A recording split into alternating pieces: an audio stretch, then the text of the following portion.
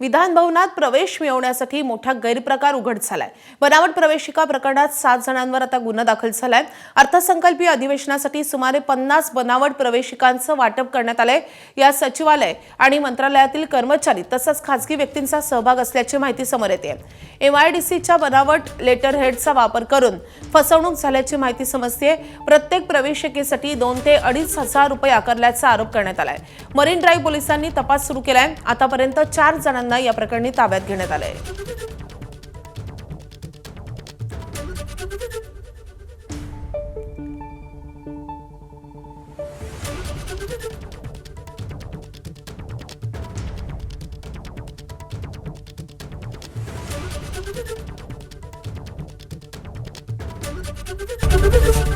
ABP माझा, उघडा डोळे बघा नीट।